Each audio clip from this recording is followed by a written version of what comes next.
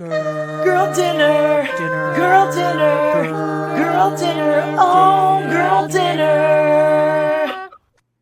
It's girl dinner. Best theme song ever. What'd you think? It's amazing. Who do you think was singing in there? Was it you? No, it was Jodie. Yay! Oh, no, but Amanda claims it's her. She's like, you're only one of the tracks. The other 5 are all me. Track, It sounds, I am every other track. There's harmonies in there. I am like 8 tracks. That's not her. That's obviously me. Like I'm a baritone. He knows my voice Oh my better God. than you do. That's amazing.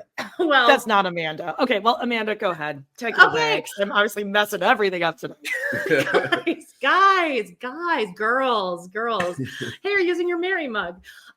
Today we have a very special, our first guest for Girl Dinner.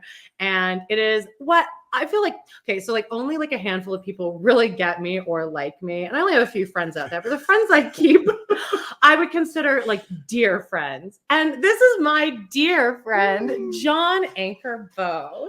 Yay!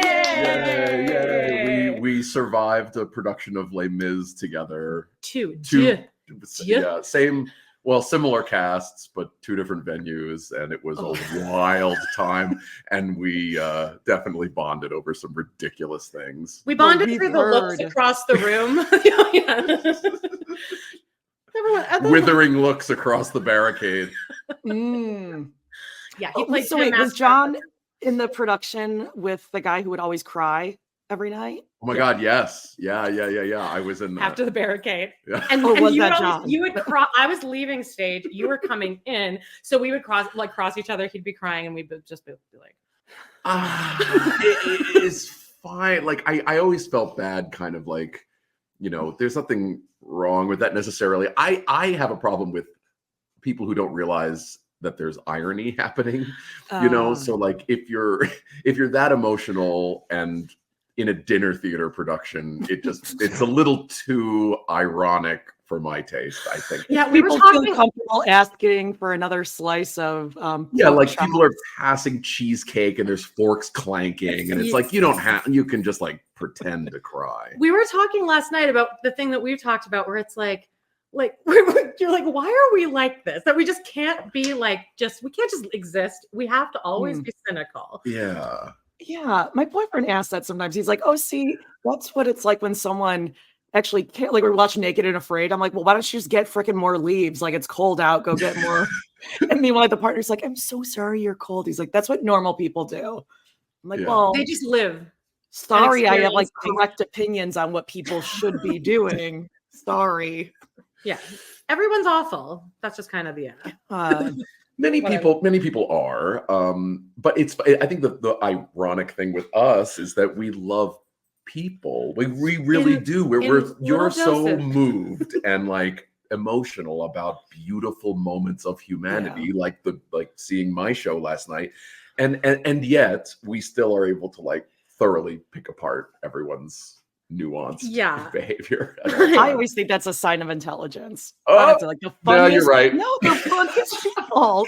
That is a correct opinion. I think my favorite memory of John, and this is like this is second show, end of like we're on performance 3,000 at this point. So many.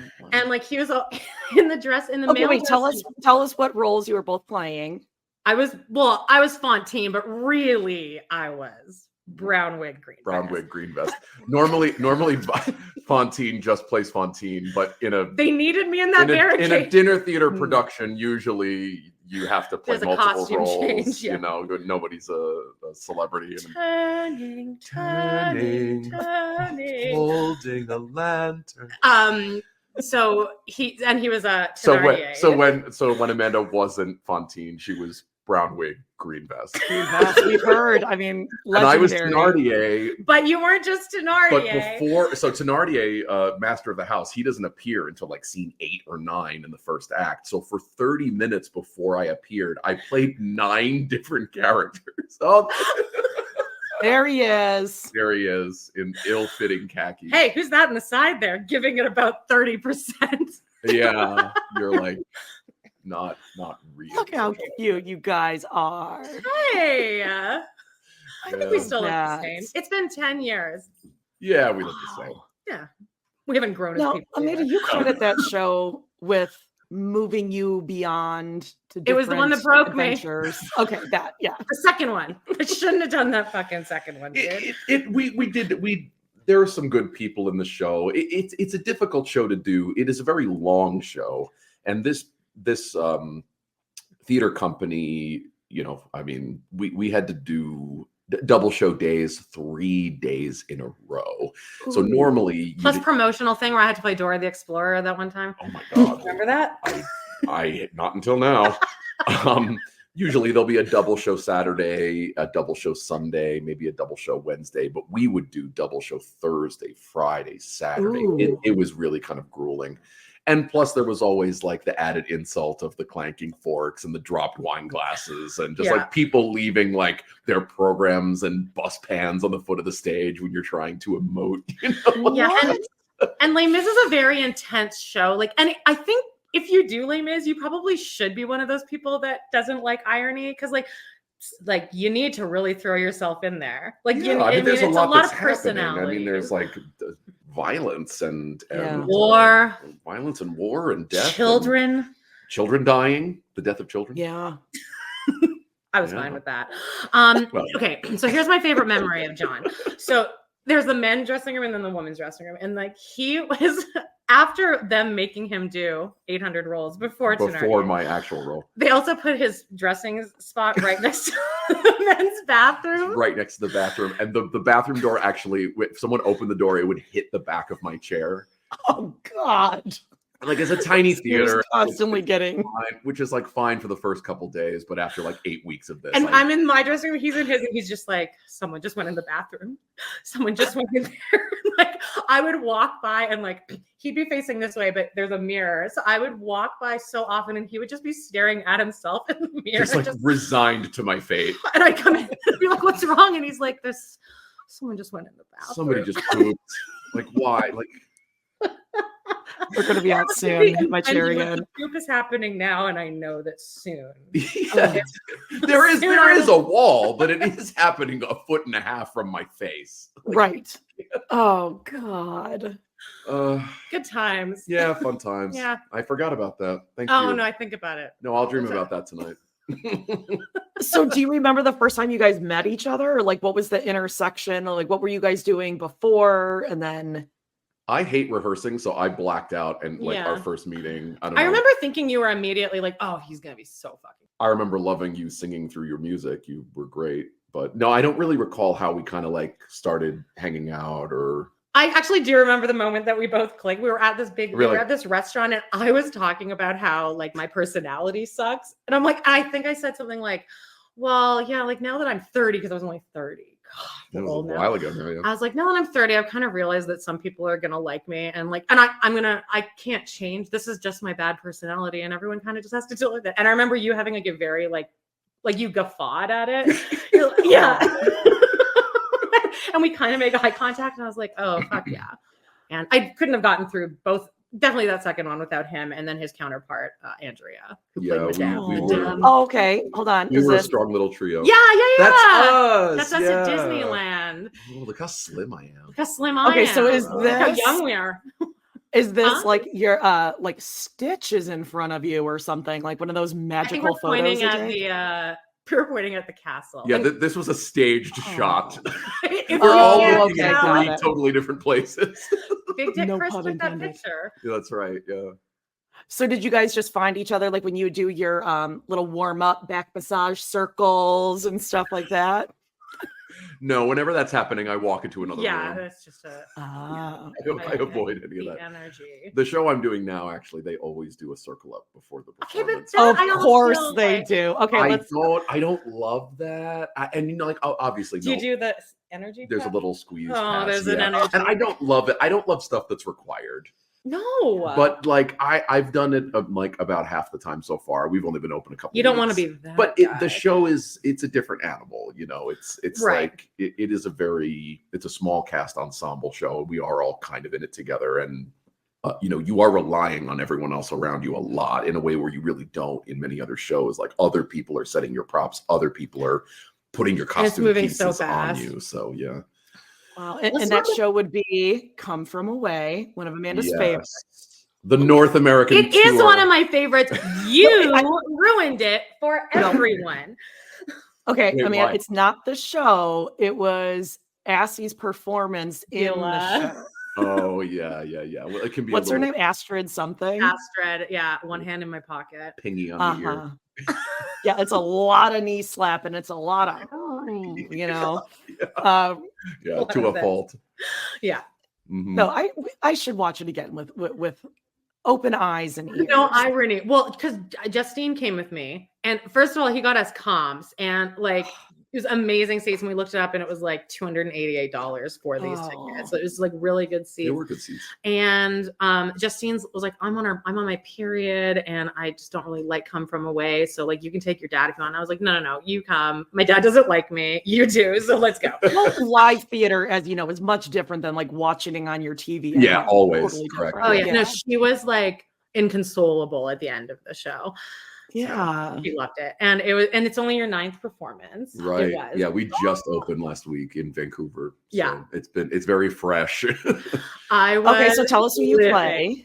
So I play Nick and Doug. If you know the show, Nick is the British fellow that develops a relationship with a woman from Texas. Right. If you don't know, it's about all these flights were stranded in Gander, Newfoundland during September 11th when the airspace was shut down. And it's, for all the horror of that day, all these really wonderful stories of people coming together came out of that event. And it's the same. The Gander story is really beautiful, but similar stories happened in New York. I mean, people were stranded from all over the world, and people opened up their guest rooms and helped one another out. And then that's, unfortunately, it does take a tragedy, some sort of crisis for people to remember to come together. And that's just the beautiful humanity of the show. Yeah, so. Jodie. And then you have to have no heart to make fun of it. Anyway. Right, I love musical theater, and that's actually makes me sad. So I, before we moved just a couple months ago, I lived in the Chicagoland area. So it was like my daughter and I would go to shows all the time, just pick up Hamilton tickets. like 25 times. That's only because I won the lottery like 3 times or something. No, that's nice. But no, and I think Come From Away, I don't know if it's like your tour. I think they're coming through in the next couple of my God. Oh yeah, we are playing Chicago later this year. Yeah, so we're Wisconsin. Or you're gonna see it in Chicago. Yeah, but I mean I'm like Madison, so it's like 2 hours away or something. That's nothing. So you're gonna see him. I didn't know I should go. I should see. Oh my God, you should go. I want to say, is it after the New Year though? Yeah, Chicago is January 21st to 26th. And I'm looking, I don't think we play any. God, that schedule is freaking crazy. Yeah, it is a crazy schedule. We don't play any Wisconsin this Palace Theater. Palace in Connecticut. Okay, still. Okay, so can I ask a question? Because it's as you've heard from the girl dinner intro, I don't have much experience in singing, performing. Recording that 5 times in a row was one of my favorite moments in my entire life. She was so miserable. And that's like, so again. So you're in whatever your background. Did you have like musical theater degree or whatever, like Amanda?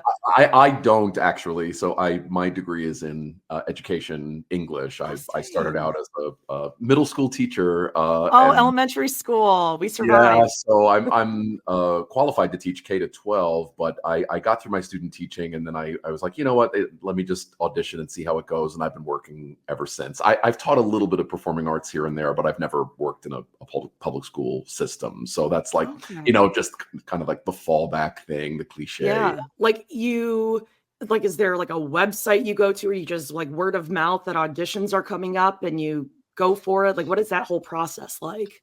When I'm signed with an agent now, so he takes care of most of my auditions and all that legwork today. But when I was younger, before I signed with him, you read like the trade papers. I'm showing my age here. Right when I think both of us were starting, Backstage.com was kind of like it was starting, so you could at least go online. But like way back in the day, you had to take out a newspaper. Yeah, it'd be printed in a newspaper, or like Variety or Backstage, and it would just be the listing of every single audition. And the reason I was never good at that, like that self-promotion thing, is I would look at all the auditions, they'd all look the same to me. And it's like, some community theater would be right next to a Broadway audition, and you'd be like, well, which is which? It wasn't always obvious what the professional gigs were and what I should be auditioning for. So now that I have an agent, he just knows where to send me, and I don't have to think about it anymore, which is great. But yeah, it's just like, you just look at all these listings, and then you just get yourself up at 6 a.m. and wait in line. And it's grueling. It's not for everybody. And then you go in, you sing, you read like something from that show, or do you have like your set? It depends. Like a lot of times, if it's an open call, you'll just go in with 16 bars of whatever, usually in the style of whatever show they're doing. Okay. Or sometimes they say, yeah, we want songs from the show, or they say they don't want songs from the show. So usually the audition post will tell you exactly what they're looking for. So what about for this role or roles? Well, so now I'm getting appointments, so I don't have to show up at 6 a.m. and stand in a line for 5 hours. I get an appointment time through my agency, and I just go and so I'll get an email, and it'll say, we'd like to see you for this role. So you sing that actors or that song, and you do these 2 scenes, and so you just prepare what they give you, and that's much easier for me because then you don't have to do too much guesswork. Okay, so your schedule now, is it like 2 shows Wednesday, Saturday, Sunday? It varies. It's typically 8 shows a week is average. So there'll usually be 2 days of doubles. But Come From Away is only an hour and a half, and it's no intermission. No intermission. I love that's that. right. Yeah. The last show I did on tour was Cats. I was doing Cats for 2 years. So that's a 2-hour, 15-minute show with an intermission and 90 minutes of makeup before the show. Or 90-minute call for about 30 minutes of makeup. But like, you're in the theater so long. This show, I bow, I walk to the dressing room, I take off my pants and my shirt, and I'm out the door before the exit music has stopped playing. Like, I am so excited about this. Okay, so this is like my question, because this is what I think about it when I'm like at a show and I'm watching it. And then to your point, like, you leave, you get out the door, and then you'll see some of their performers like leaving through the back door. Yeah. Number one, do you ever should someone like me bother them for an autograph or something, or just like let them go? If you're one to be interested in meeting the actors or do autographs, waiting by the stage door is kind of standard. And there's always like a group of folks that kind of know where the stage door is, and they kind of develop their own little line out there. There are some actors that love coming out and schmoozing and talking about the show and signing. I don't really. So more often than not, I kind of like pull my baseball cap down and I walk out through the house and just out the lobby with the audience, and nobody knows who I am. But I mean, that's like Patti LuPone behavior. I don't think, I just don't really, I would just want to go home. Well, you're drained after the show, and then talking to new people is so draining. Yeah, it's kind of exhausting. And that's the thing, is you never know what you're going to encounter. If it's just like hey, sign my program, great job, great, I'll just be on my way. But sometimes you kind of get caught in like a never-ending conversation, and people who are like super fans can be kind of crazy. They're asking you to inspire their child or some crap like that. Yeah, and like it's sweet. And some people just have that demeanor. I just don't have the patience for it. So I will walk out the stage door sometimes and sign a few autographs or programs and stuff. And usually only when I have got people in the audience and I have to meet them. Got it. So, okay, I like to be a little secretive and exit through a side door somewhere. Is there a point when you just get like sick of the music or tired of it, where you're like, oh God, if I have to do this one more time? Yes. Okay. Mine's about on week 2 of every contract. I'm done. Depends. Yeah. I mean, you do the same thing over and over again. It does become, part of it is it does get boring. I don't know. You don't get annoyed by the repetition of the music because you're performing the music. So it's kind of your job like every time just to try to nail it and do it as best you can. Just like striving for excellence is kind of the goal. Okay. But, I mean, just like our podcast, Jodie. Yeah. Striving for excellence. Yes. Always prepared. I like Come From Away is a different show. Like I've really wanted this gig, and I love the show, and I've been wanting to do it a long time. I think it's a very well crafted show. Cats is a different story. Like it was never my favorite, and I like nobody wants to hear the Jellicle Ball over and over again, for a year, but I had to. So yeah, I was definitely sick of that after a few weeks. Who were you, Bustopher Jones? Bustopher Jones and Gus, the theater cat. Oh, so then you didn't have to do any of the dancing numbers. I danced a little bit in the opening, but all the way upstage behind all of the other dancers. Doesn't matter. Yeah. Okay. So you do get to a point where you're like, God, I'm so glad this is the last time I have to do this. Oh yeah. I mean, so I did that show for 2 years, so over 300 performances, probably 350, something like that. And I was ready to be done at the end of year 2. Yeah. Okay, see, this is my question. Like, you have to go for rehearsals and stuff, but you're already performing that so many times a week. What is it that you're doing during that rehearsal? Because I feel like you guys could probably, like right now, you could go in and probably do the show in your sleep. Yeah, so rehearsal is at the beginning of the contract to get the show up and running. You rehearse sporadically throughout your performances, but it's usually for understudies, standbys, other people that may be needing to go on for other roles. And there was a standby last night. Yeah, They're like an emergency. It was so exciting. We had a last minute illness, and we just opened 2 weeks ago, so none of the standbys had gone on for any roles yet. And with this show, it's a cast of 12, and there's 6 offstage actors that cover multiple roles. Right. And they have like a primary role that they cover and a secondary and sometimes a third or fourth. And this was like a tertiary role that this guy wasn't even rehearsing yet, and he nailed it. You would never be able to tell. Yeah, he's the dance captain, so he maybe knows the show a little more well than some other people, but he got through it flawlessly. Like, we were all prepared to have to like push him in the right direction, but he did great. So that would be rehearsal once you're open, is mostly put in rehearsals. Okay.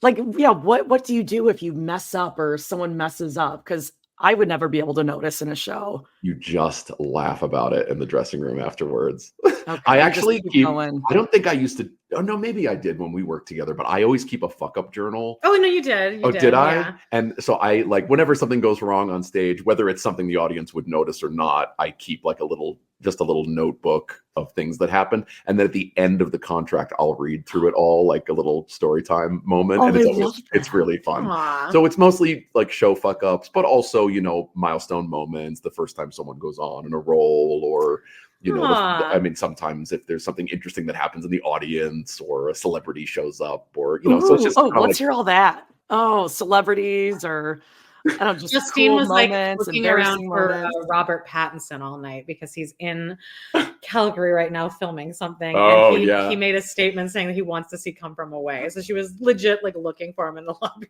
Like, Robert Pattinson is not here.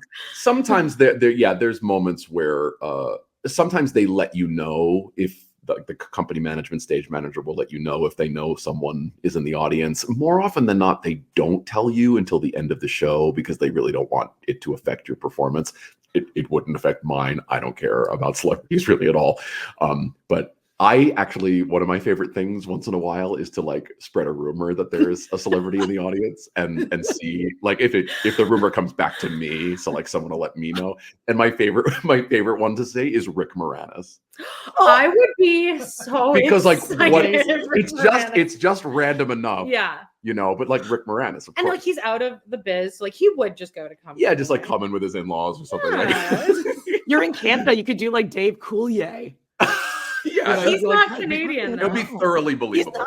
No, we've had Coulier is Canadian. Several times. I always thought Coulier was Canadian. He reads Canadian. He does read right? Canadian. I think because he's always wearing a Jersey, but it's a Detroit jersey.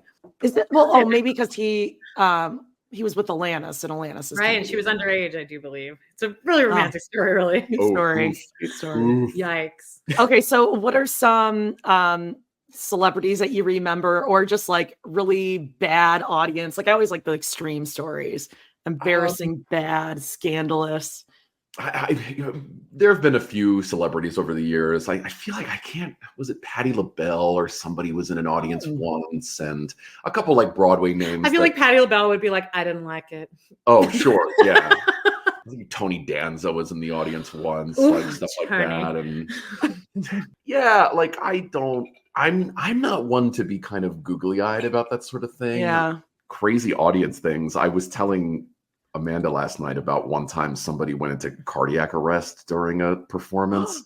And normally when something like that happens, if there's a fire alarm going off or like there's medics in the building, the show will stop. But for whatever reason, the stage manager did not stop the show.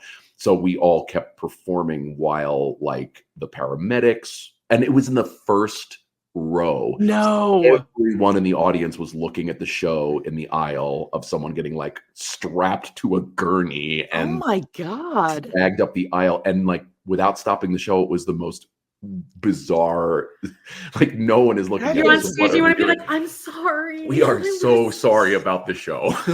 Yeah. That was I feel like that would happen to like Amanda, like you or I, where we would be the ones strapped to the thing. We'd be like, God, I'm so sorry, everyone. I'm so sorry.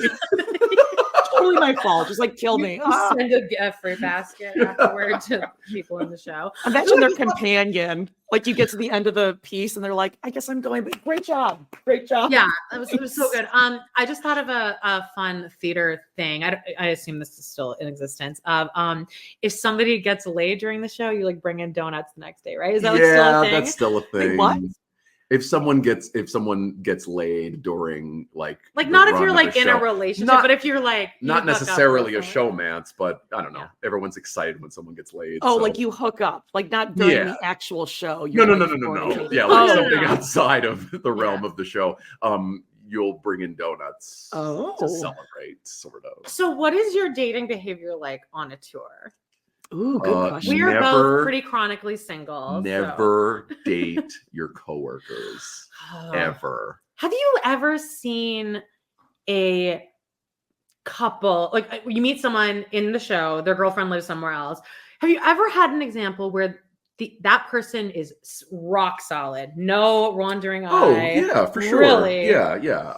I've definitely worked with people who don't do that. Yeah. But I mean, it's difficult to be on a tour or a cruise job and your wife or husband or kids like are a million miles away and you don't see them for months at a time. Very difficult. But I know plenty of people who are solid enough in their relationships where, you Zoom every day, you make sure you check in. And so, I'll see you in 6 months when I'm off for, 4 or 5 months or whatever. It's not easy, but that's why I don't mind being single. Sounds like a dream. Yeah. So like, what do you do? You're like, what do you do? You go to different states. Well, there's an app called Grindr.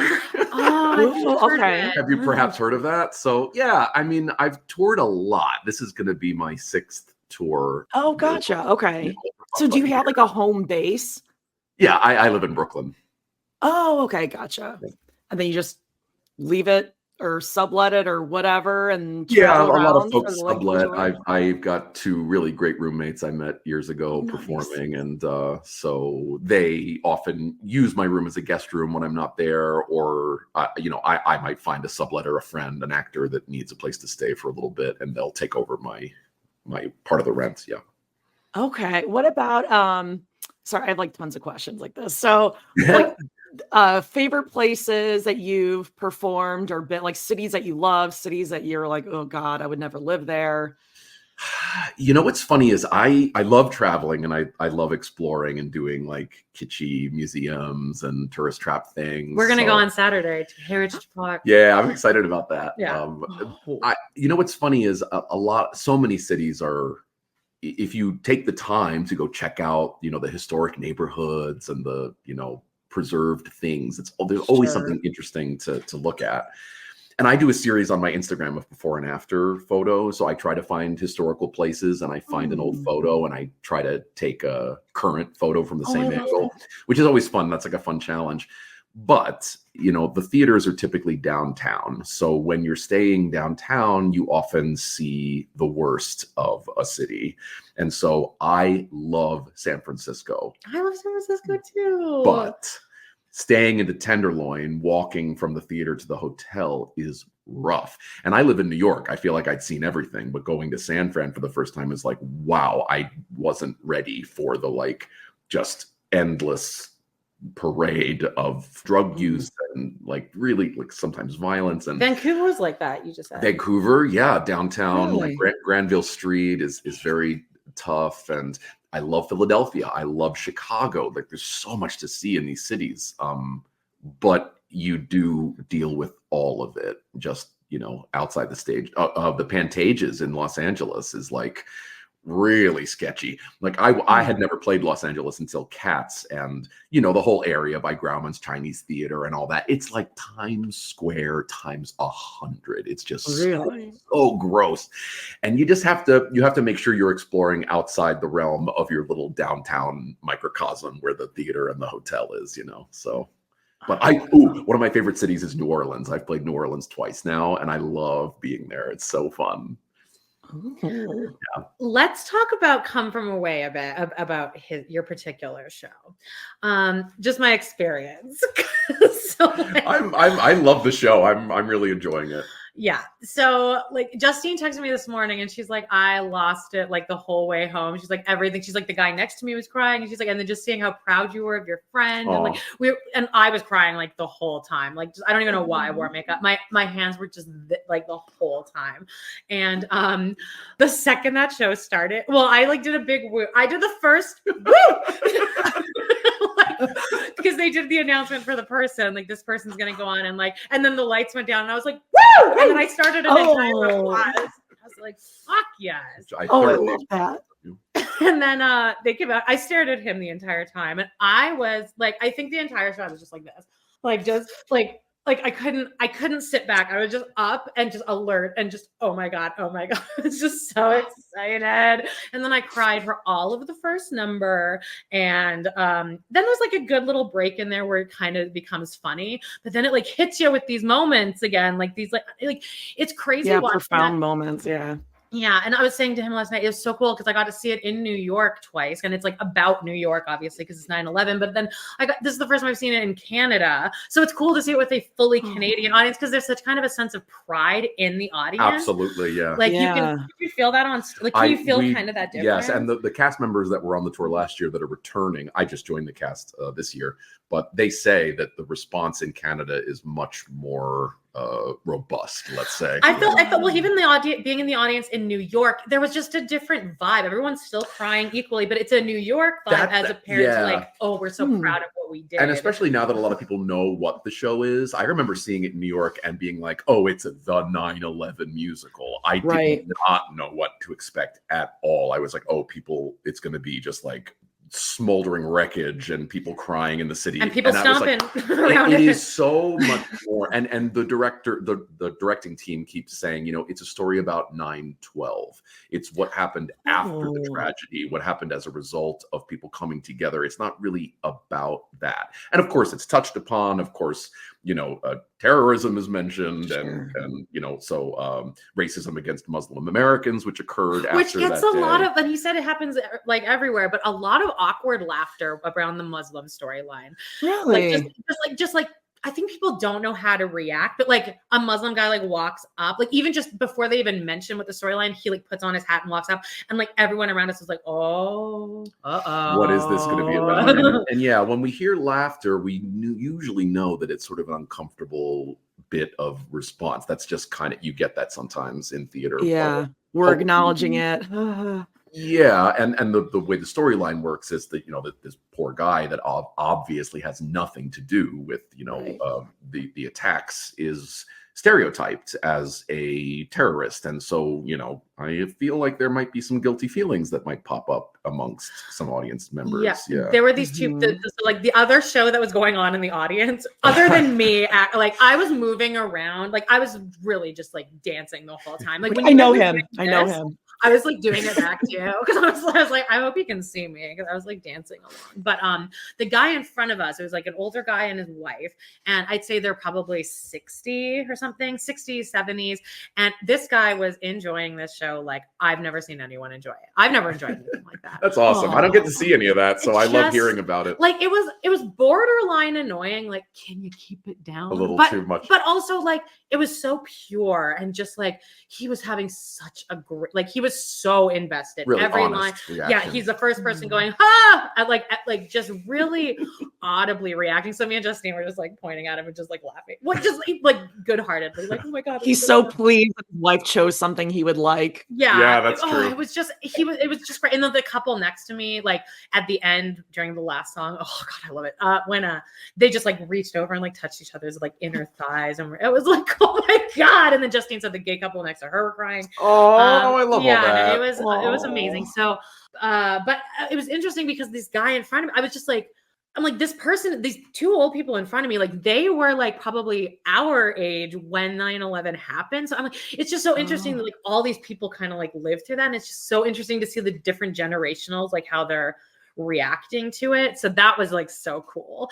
And it still had the moments of the like balloon animal for a crying child. And the most when I was like yesterday that I was like that moment I like almost burst. But there's definitely, I mean, we are actors and we know, like, we love to make fun of theater cliches. But the audience loves it though. That's the thing. It's all very effective. I mean, there's a reason that you move into a slow motion moment, you know, and there's a reason you're doing the stomping. Like, oh, I remember the line. It was that's how we started speaking the same language. That's how we started speaking the same language. Yeah. It's a funny But the guy in front of me was like, oh. But it's, yeah. Yeah, it's different moments that like you forget about that I was audibly going like, oh yeah, like the fact that there were not cell phones, like not everyone had a cell phone. And then there's a line where somebody just said, the mayor was like one of my favorites. Yeah, he's great. But he says like, oh, they had a room and there was computers with internet.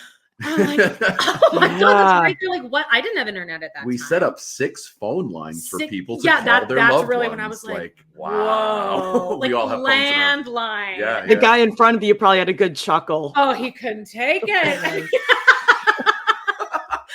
He was slapping his knee. Good one.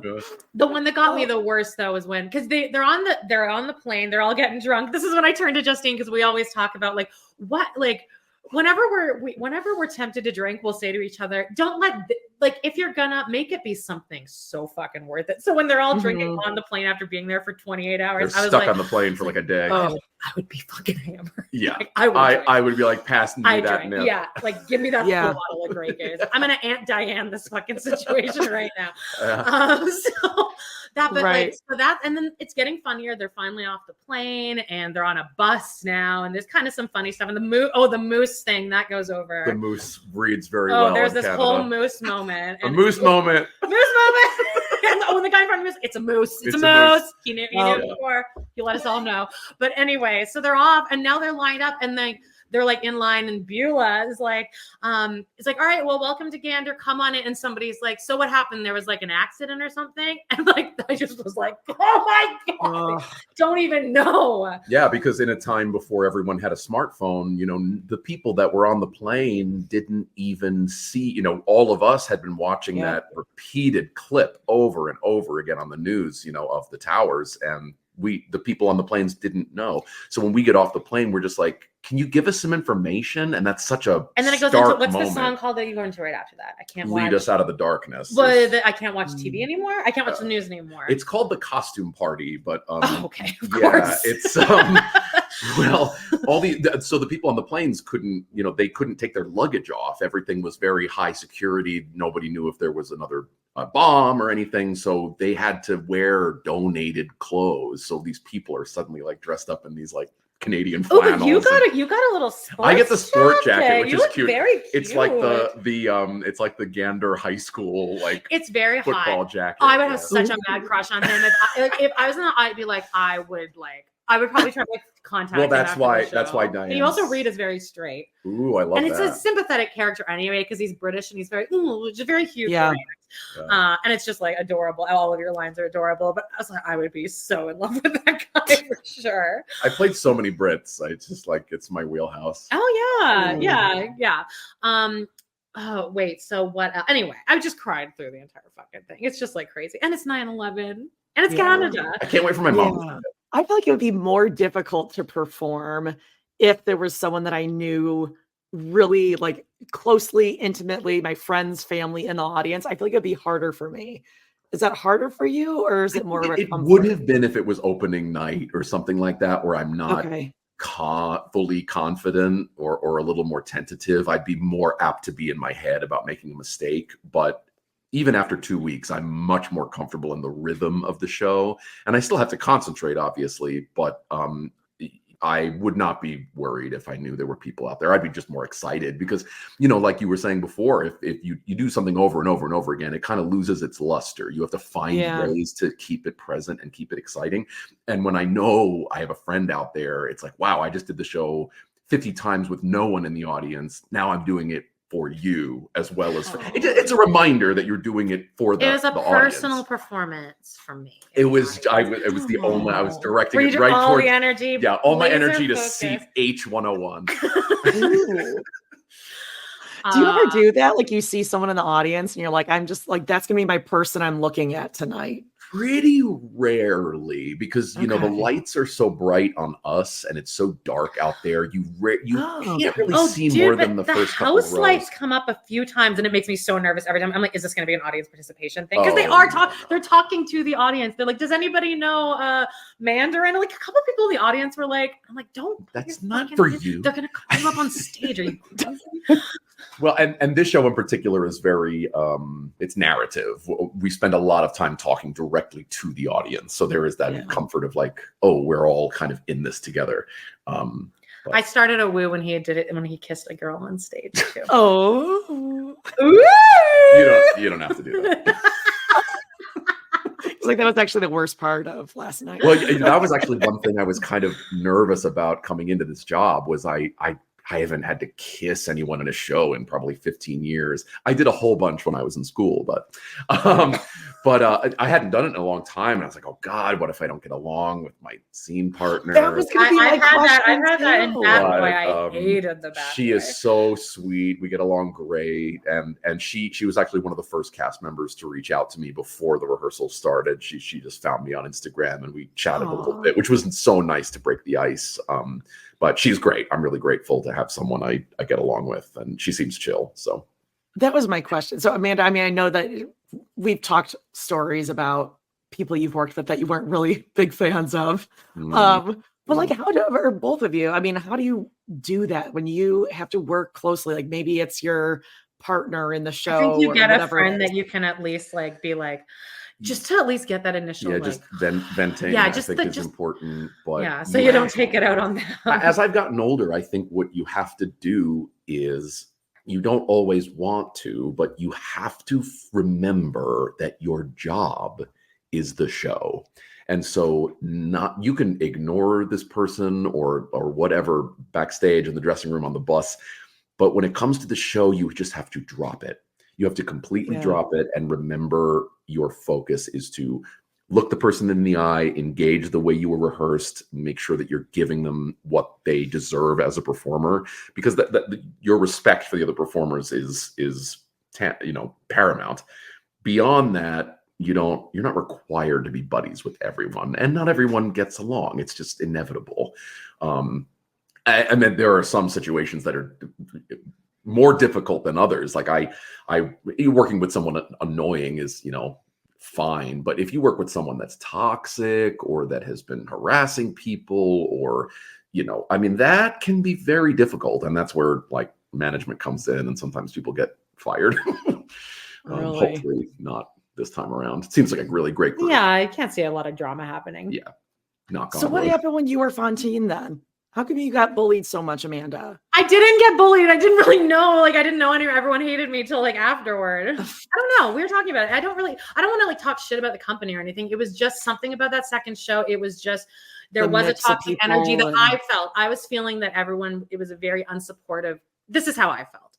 I felt that it was a more toxic environment than it was a supportive environment. And just from the little things that I was hearing people say and do, I was like, this was such a negative viewpoint for me of kind of how this can be that I was, and I missed my animals so much. I wanted to work with animals. So it just kind of seemed like a easy transition. But his experience wasn't as bad. But I wouldn't have been able to get through. I understood, and I definitely saw all the things that you saw and were complaining about. It didn't directly affect me as much. You probably weren't as pushed to the brink as I was. I was already kind of tiptoeing out the door. I didn't feel that as much, no. But I mean, working in theater, it's like all people are egocentric. We all have our struggles with the ego. But when it comes to actors, it all feels so personal, And you're in a vacuum. You're just in a vacuum. And it feels like. I mean, yes, you go home at the end of the night, but it just seems different to me than like a 9 to 5. Like, on his tour, he has like his own room and stuff. So like, if I had my own hotel room and like I really didn't have to, you can get away. But but a lot of regional you're jobs, in a big house together, so together. You're just existing. And then what it turned out for me in that second Les Mis is I was just like this bitch that just sat in her room all day because I didn't want to be around anyone. So you can't be that person either. But then I also just didn't want to immerse myself. That's how I found podcasting. It's how I found Lady Watch from 9 to 5. I was like, I just needed to like turn off the drama. Yeah. So anyway, you have to find your own balance. And as I've gotten older, I start that at the beginning. Because when I was younger, when I was 20 something, I'd be diving right into getting to know everybody really well, hanging out every time, all the FOMO, not wanting to miss any cast events. And now I love everybody from the beginning. I respect everyone as coworkers. I don't need to be with you 24 hours a day. Right. We have 8 months together. There's going to be plenty of opportunity to be stuck in an airport together or go out to dinner, have drinks. There's plenty of time. There's no rush in the beginning. But maybe you look like super like mysterious and popular to your cast now because you're like, I actually have a friend in town, so I will be staying. Well, this is great to get it to escape a little bit. Yeah. But yeah, I don't want anyone to think I'm being purposely standoffish. I would like to. I prefer people to think I'm a little mysterious. You don't come off as standoffish. You come off as very Sometimes I approachable, can't control what my face is doing. I disagree with that. Except if someone's pooping next to you. Except when someone smashes their door into my chair after they've taken a dump. That's the worst. Big stinky dump.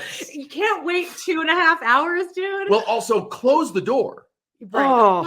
Because before the show, you're all eating the buffet. You all eat buffet from the dinner and it's theater running that you're through working you. at. Like by the time Master of the House is starting, the shit is like knocking at the door. Was Les Mis where you had to have a bucket off stage, or you thought you were going to have to use it? No, that was Jerry's Girls. I was in Jerry's Girls during Milk and Honey, and on stage, I was like, I have to shit right now. And in my head, I did make it, but like in my head, I'm like, I have exactly like 25 seconds where I have to re-enter. I'm like, there is a bucket off stage, a Home Depot bucket, John. Things the stage manager does not want to have to deal with. A Home Depot bucket, that's good. They're nice and deep, for like splashback. It was gonna happen. It was just gonna happen, but then I ran back there and I was fine. I definitely have worked in shows where people have thrown up off stage and then gone right back on and continued, dancing. I did that during Susical. I had like a stomach infection. It fucking sucked. Yeah. But was Les Mis, was John there during? It was like some little kid. Like you all went to pizza or something with the little kid. Then everyone. That was Music Man. We all went to. Okay, so it was Winthrop, and he was like. As a lot, stage mom McGee, but like rich, and he didn't have any friends in real life because he was a little annoying. But I did not even fuck with He's the perfect Winthrop. I mean, right? Yeah. Anyway, but also like he's probably a star now. He's just one of those kids that like, and it's like you're annoying, but like you're gonna be really showbiz good. Kid. Totally. Anyway, he it was his 13th birthday, and he was Jewish, so the mom wanted to do something big, and since he didn't really have any friends, she's like, we're gonna take the whole cast out for hibachi in between the shows. So we went, and something happened. There was something in that food, and I was the first to go down. At the restaurant, I took a fucking like water dump. Whoa. And I came out, I was like wiping my face. I'm like, we gotta go. And by the time I like got out of the bathroom, it was hitting everyone else. Like, Oh Meg, no! Jonathan. And you got to like sing Shapoopy in another hour and a half. Like Harold Tell, Jonathan Van Dyke was passing out Imodium. Like it just hit us. We're all like, there's pictures of all of us out there. Like we look like the Jonestown massacre because we're all just on the ground. Oh like, God! But you smell like teriyaki chicken or something. Oh. Just sweating out. Like it was like, and like on the way, like the housing was right across the street, but like it was also, you had to do all these turns, and everyone's in the vans, and we're like, I'm gonna take the third apartment, but like the back master bath. And we got out of the car, and it was just like just scattering. Oh I don't think you ever told me that story. That's insane. That Yeah, mom must have felt so bad. I only talk about that on the podcast. He was there for like the God, I was like, I don't want to talk too much about Loomis because it is too traumatic, and like honestly, like it really does like hurt my heart. But like one of the first experiences where I was like, I don't feel like I'm being taken care of here, and it was kind of set me up as like this cast pariah. It was like the third rehearsal, and we were rehearsing the scene where Fontaine gets beat up. The factory. No, like later. Oh, the like cane. with the whores. The whores. Lovely ladies. Okay. Lovely ladies. And the guy had to hit me with this stick, and they're like, okay, so you're gonna fall down this way. And again, this is the third rehearsal, so no one knew anything. And everyone's in that scene. So they're gathered around the rehearsal room. And so, but everyone's about to re-enter. But in this moment, it's just me and this guy who's going to hit me with this cane. Do you know where this is going? I don't know if I do. Okay. I'm because I'm interested to know like what you thought of me in this moment. Because I wanted to just walk into the ocean. Oh, so I had carpal tunnel surgery, so there's no cartilage in my wrist. This whole side of my body is just completely a disaster. So there's no cartilage in my wrist. So I was like, I can't actually fall this way because I can't catch myself on my wrist. And it was like a fucking record scratched, and it was silent. Diva. Oh God! The way I said how you felt. I had this moment in my head where I was like, should I just do it and kind of suck it up? And I'm like, no, I had I had $15,000 surgery on this wrist. Yeah. So I said that, and honestly, I don't think I was in the wrong here. I think that as a director, I'd be like, oh, no problem. Maybe we should have asked you if you had any injuries beforehand. But anyway, no problem. We'll figure this out. But it was as if we were staring each other down. The director already hated me, but made it very clear he did not want to cast me. Well, but then the director, choreographer have to rethink the moment in the moment. You know, they do all their planning before. So they just kind of did that. They're like, well, tense moment, I guess we'll figure this out. And I'm just standing there. The guy standing with me with the cane. And no one's friends with each other yet. So it was so uncomfortable. Here's what I'm going to comment on this. Things have changed a lot since then. Nice to when know. It comes to moments like that, since the Me Too movement and the George Floyd summer, and like a lot of unacceptable behavior has. Where you're allowed to stand up for yourself a little bit. Yes. So, and honestly, the pendulum has swung, and so now I think there's a lot of overindulgence of people's. It's kind of a weird thing to say. I think it's much better that if someone has, directors in general are much more careful about like, all right, so we're going to do the kiss now. And me and the other actor we had a separate rehearsal. We talked about our comfort level, where we felt comfortable being touched. If we needed an intimacy coach, they asked us if we needed an intimacy coach, and we're like, no, we're good. But it's nice to know that if you did a much more or a fight captain would have been nice, something like that. Like a normal rehearsal every few days where we rehearse this fight. I'm finding there's much more emphasis on those things, which is good. Unfortunately, I also feel that like anytime an actor is like, I really have a question about my step cross over. But I wasn't doing that. You don't think I wasn't like that at all. You weren't. I'm talking about I did my not current want situation where like you don't need to indulge, but I don't know. There's kind of like, there's the cliche of like the taskmaster acting teacher where they have to break you down in order for you to feel it worked, feelings. babe. That's not really a thing anymore. You know, especially in colleges, like those professors are being pushed out, and a much more supportive environment is the norm now. So I think if something like that were to occur, it would not have made you as uncomfortable today as it may have. Because I remember looking at everyone around, and like, I remember seeing you. You were like leaning against a wall, but you were just like Like, it's like you didn't want to look at anybody because I kind of Well, knew that's you. typical. You were I just can't. like, When but awkward everyone was, and it wasn't you. It was just like, the awkward moment. everyone was just shifting. Like no one was making eye contact, and it was just awful. And then like,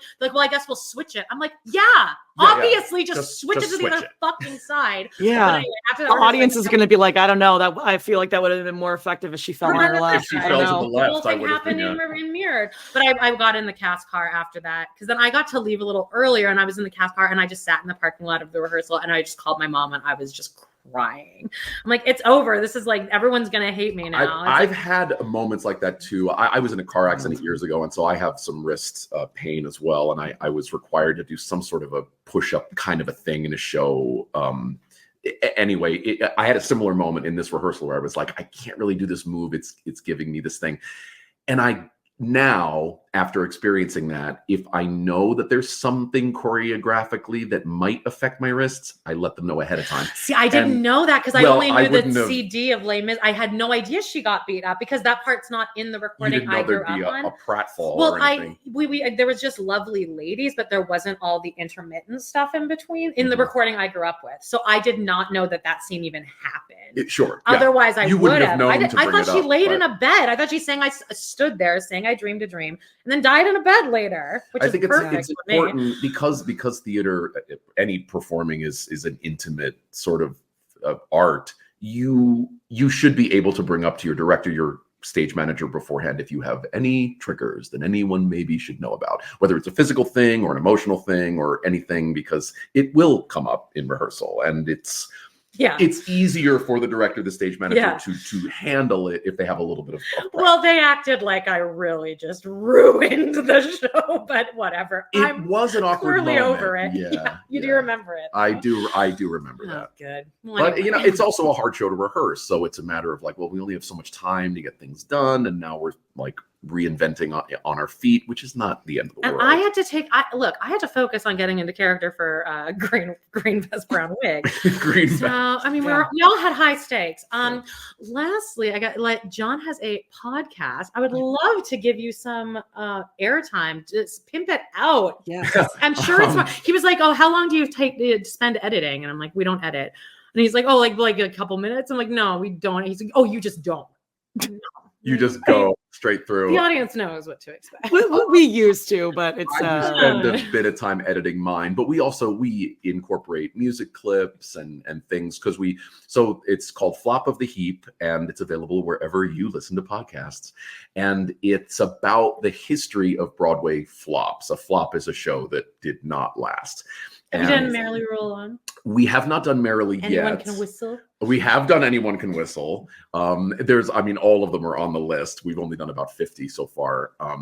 But these stories are really fascinating because it's, often songwriters, actors, composers, directors that have had major Broadway hits, but we're focusing on their unmitigated disasters. And it's really incredible because obviously these people have talent. Obviously these people have other shows that have done well, but we always try to break down what was it about this show? What was it? Was it just direction? Was it just, sometimes it's the producer being like, I think the show needs this, and it's the wrong choice and makes the whole thing come crashing down.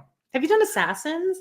No. See, so our definition of a flop is a little nebulous. Okay. A show like Assassins, although the original run maybe wasn't very long, it's a show that's produced. I just think it's so fascinating because the first time they came out right after the Gulf War, I think, and then the revival came out right after 9/11, and it was like, come on. Yeah. If I can ask you a question, I know we got to wrap it up, but and this is for both of you, and I'm sure people ask you this all the time, and it's probably kind of a tough question, but do you have, whether you've performed in it or not, like a favorite show, least favorite show? Or role? My absolute least favorite show is Joseph and the Amazing Technicolor Dreamcoat. It's one of my favorite shows in the whole world. I think it's so annoying. So many people love it because for a lot of people, it was one of their first theater experiences. I think Donny Osmond looked at me in the eye when he was flying at the end. He did in Chicago. I'm still convinced to this day. It's a blast. It's so fun. I just don't love it. It's just like a little, like, I don't know, dumb rock concert. It's not my cup of tea. favorite show, I've always had a thing for The Music Man. It's one of my favorite shows. We agreed it's a perfect show. I played Harold Hill in 8th grade. So it's always had a special place in my heart. I just recently read Meredith Willson's book about the creation of the show, which was really interesting. My other favorite show is Ragtime, but I think that show really is that opened on Broadway in '98. That's another you're going to cry your way through. It's such a powerful show based on the book by E.L. Doctorow, which is really it's a historical fiction book, which I really find fascinating. So all the story is original, but there are all these historical characters: Emma Goldman, J.P. Morgan, Henry Ford. Here's Henry Ford. Who are background characters because it all takes place during this real period. It's just a really great show with a wonderful score. That's one of my favorites. What's your dream role? Or have you played it?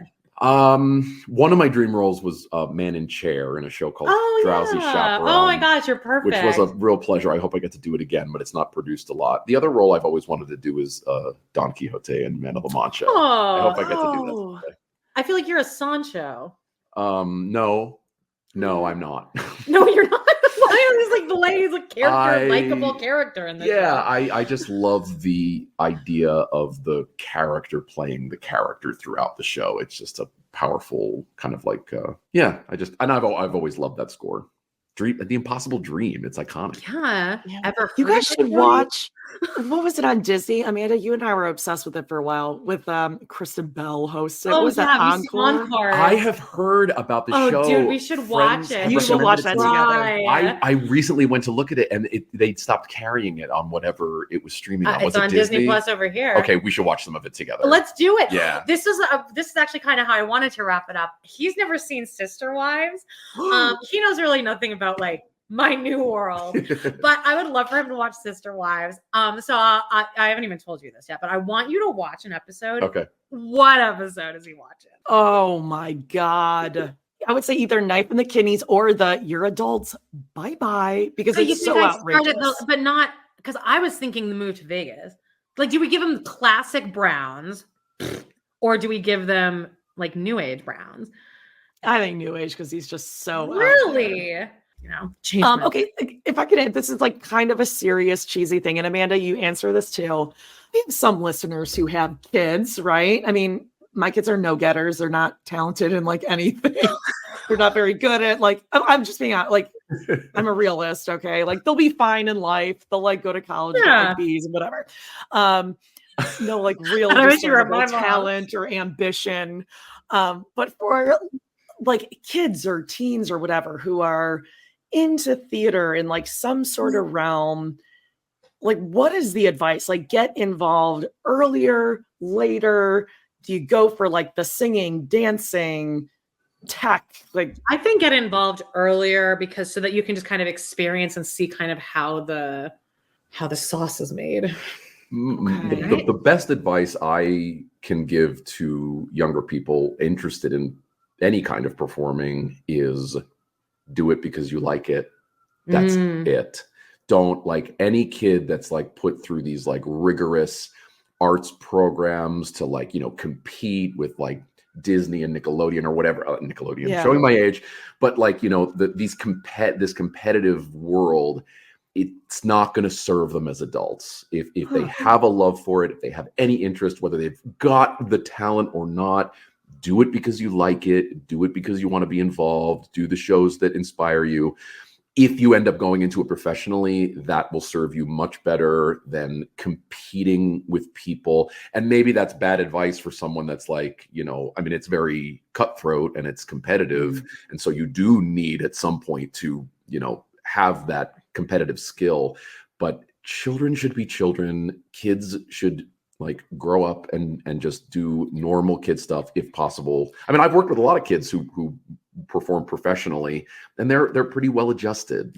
Would you agree that you shouldn't go into this profession if there is something else you're passionate about in the world that can make you money?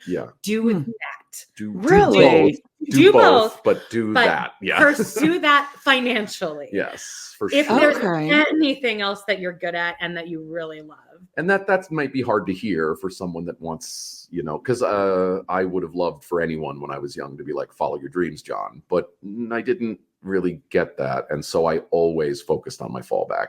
And I'm glad I wish I had. Well, I on the one hand, I always have a little bit of regret for not studying my craft. But on the other hand, what if I wasn't successful? Like I know 24 people with musical theater degrees that are not working, and because either they've left the business or couldn't get work or whatever, and so then they had to go back to school to get their teaching degree, to get their real estate certificate or whatever. Like, Right.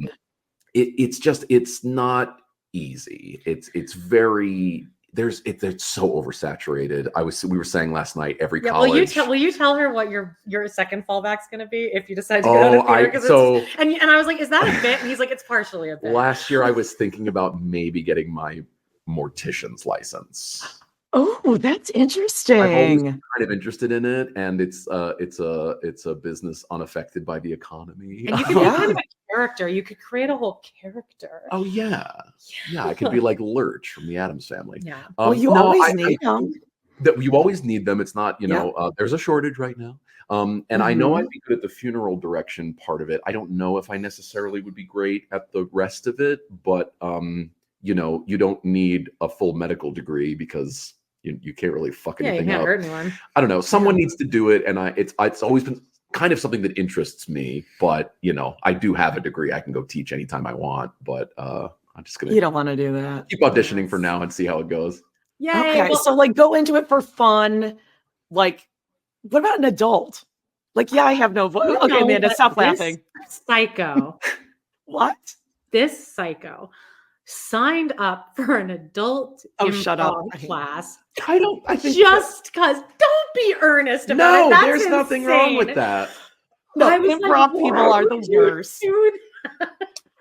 You You also kind of did it for a bit too, though, right? Well, I did. I was like, worst case scenario, like, I'll have amazing material for the podcast. Like, people who sign up for improv in the suburbs. Come on. Michael Scott. I have a gun. Freeze. Yeah.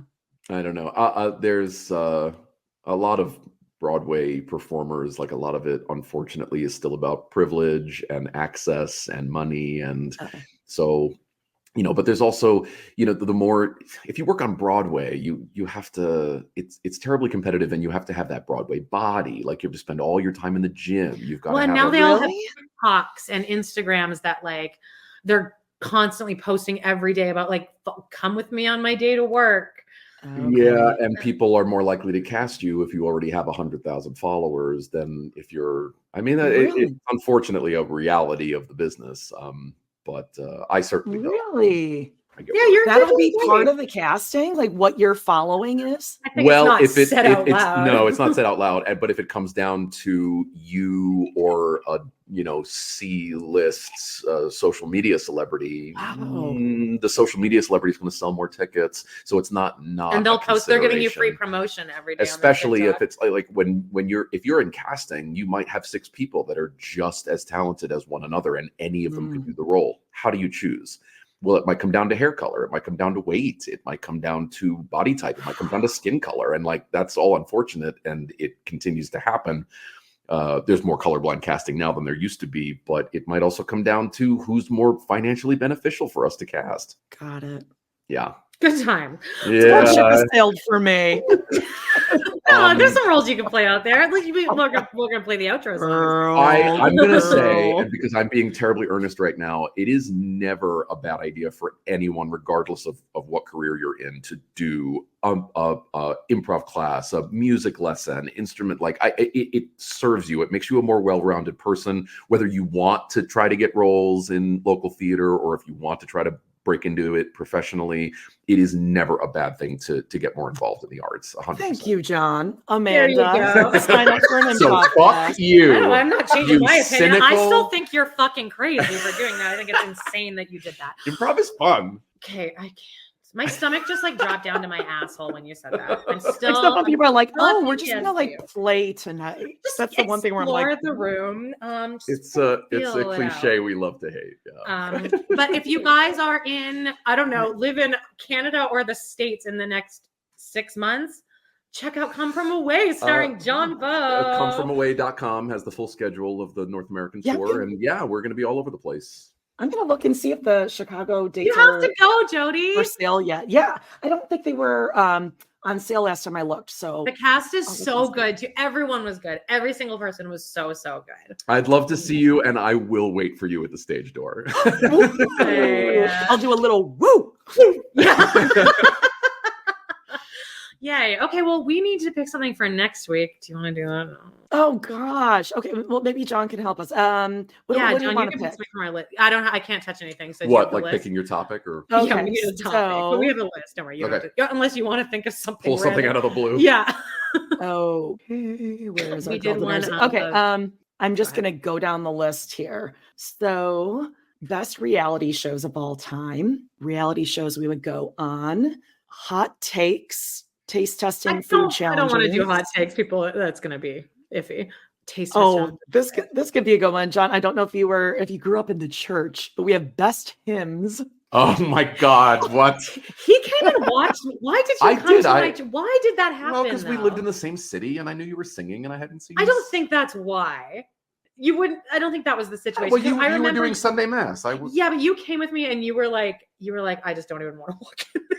What did he want the You were like, Eucharist? I well, can't I see don't any want other reason he church, would but- go. Well, what was great is you let me sit up in the organ loft, Right, so yeah. I didn't have to like participate in the mass. I just like went to see you sing. And We listen could to do music. we can do favorite hymns. I won't sing, I promise. Okay, here's the first thing that came to my mind: Okay. airport etiquette. Done. Ooh, Let's do it. Okay. Because I Done. We can bring fly, 9/11 into I that fly too. so often, and there are people that I look at them and I'm like, how do you exist? Yeah. How is Spatial this- awareness. How is is a this problem. behavior something that you think is acceptable? Behavior on the plane, behavior at the airport, boarding the plane, talking to the gate agent, like when the Clipping seatbelt- nails. when the seatbelt light goes off, there's that one lady that thinks she can fucking bolt down the aisle and get off the plane first. That's not Yeah. how any of this works. Plane etiquette is I could talk a blue streak about it. Let's do a Ooh. plane etiquette, Jody. Okay, I'm done. Airport Yeah, etiquette. great. I love it. So far, the list we have is pretty janky. Glad to inspire you. I'll help you Well, add. I mean, we have like conspiracy theories and all that That's kind of one stuff. too. But we no, already did True this is a Crime, good though. one. True Crime one was pretty good. All right. Well, I guess that's it. Thanks for joining us, John. So fun. Good to meet you, Jody. John, it And was nice check out- meeting you. Check out Flop of the Heap and check out Come From Away, the national tour. Yeah. And are you ready with that? You want to talk Oh, us out? God, I gotta Play us do it. out? All right, I'll play us out so you can hear me sing. Bye, everyone. You're all adults. Girl dinner, girl dinner, girl dinner, oh, girl dinner.